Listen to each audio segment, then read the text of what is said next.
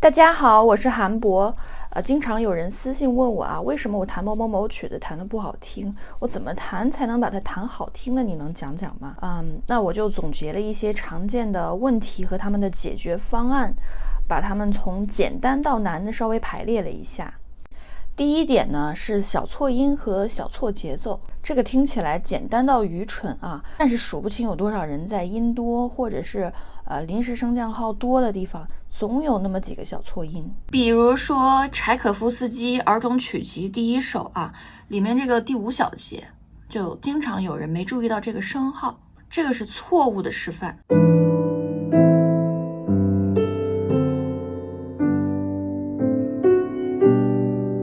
这个是对的示范。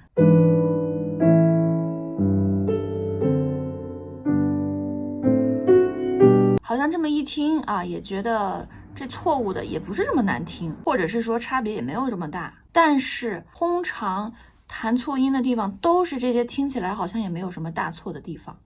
你弹错了，把大3和弦弹成小3和弦，作曲家花了那么多时间心血，精心设计构造的和声走向结构，一下子就被你给打乱了，那怎么会好听呢？错误的节奏呢就更多了，比如说初学者在突然变换节奏了以后，打个比方说在4/3拍小节线上给自己又加了一拍，就变成了4/4拍。音符时值变了的时候，比如说从前面的一堆16分音符变成8分音符的时候突然把8分音符弹得快了1倍，等等等等。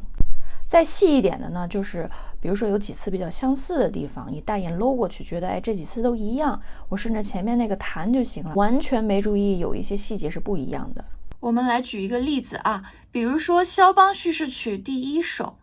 那我画黄线的地方都是先有一个8分休止，然后旋律再进来，但是我画红线的这个地方呢就没有8分休止了，降 E 是在拍点上，看起来很简单是不是？但是数不清有多少学生没有认真看谱他就跟着感觉弹，在这个小地方把降 E 的前面又加了个小休止符，导致这个小节就多了一个8分音符你做再多的这种浪漫型的处理，你多一个8分音符听起来还是很怪，就像一个人脑袋上突然多长了一个包似的，这个是错误节奏。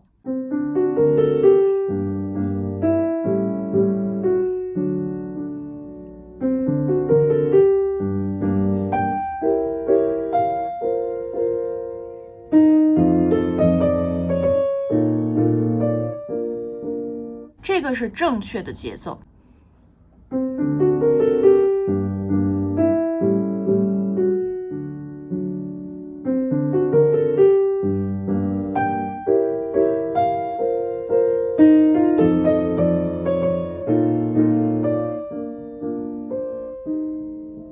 第二点呢是强弱变化太突兀，很多人一看见渐强就嗨了就咣咣咣的使劲砸，就好像把心中压抑许久的这个力气全都给释放了出来。但其实看到渐强，你应该弹的是弱的，要不然强到哪儿去呢？同理，看到渐弱，你也不能嗖的一下马上就弱下来，是一个逐渐的过程。还有一点要注意的是，你要看这个渐强和渐弱有多长，然后再布局每一个音比前面一个音强了多少还是弱了多少。一个很长的渐强，它每一个音比前面一个音是强不了多少的，反过来也是这样。那我们就用格里格的侏儒进行曲来做例子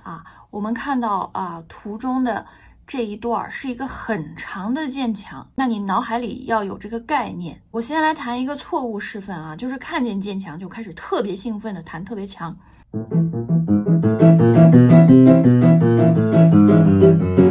那正确示范呢是你应该自己安排好这个渐强有多长，前面不要渐强的太多。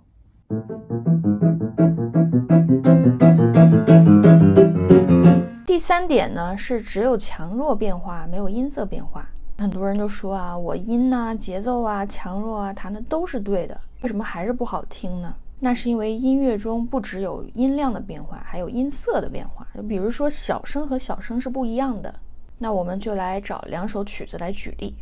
那我们第1首曲子就用贝多芬奏鸣曲悲怆的第2乐章来举例。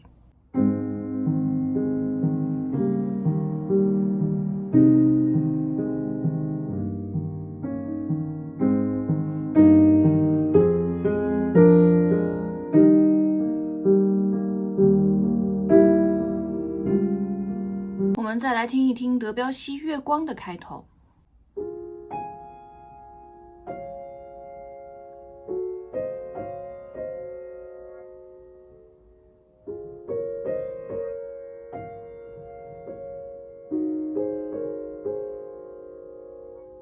这两首曲子音量都是弱，但是音色截然不同。贝多芬的轻是音色中还有一个小小的核心，是在地上的，但是德彪西的轻是完全飘渺的，被风轻轻一吹就能飘起来在空中的那种。第4点呢是不会弹长句子，这个我专门出过视频讲过，有兴趣的朋友可以去看那个视频。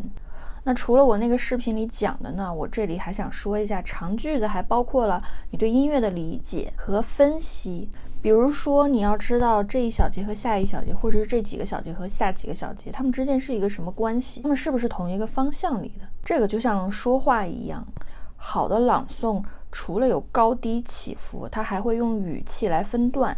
属于同一个段落的句子，它的底层连接是连在一起的。如果这个做不好的话，音乐就会显得很碎。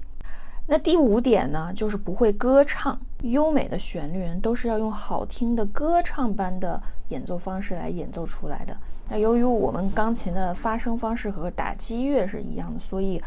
我们就无法像弦乐、小提琴、大提琴那样子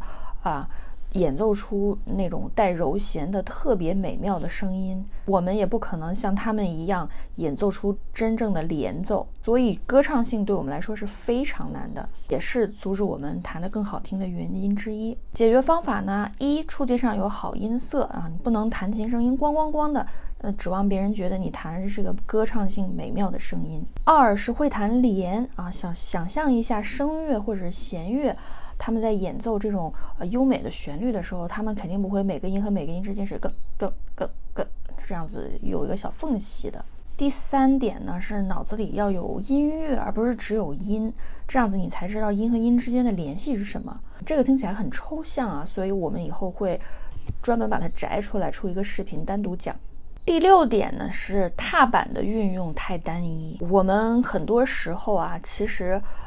在弹曲子第一个音的时候，你的脚是要先下去的，因为呢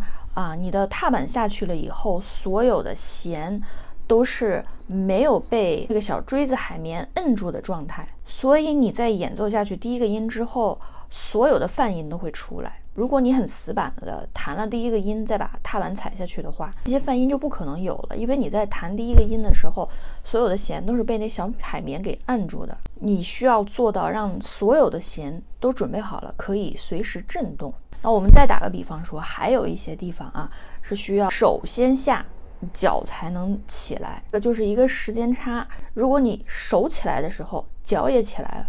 那音乐里面听起来就像有个洞一样。所以在演奏一些这种连绵不绝的段落的时候，经常是手下了，脚在迅速的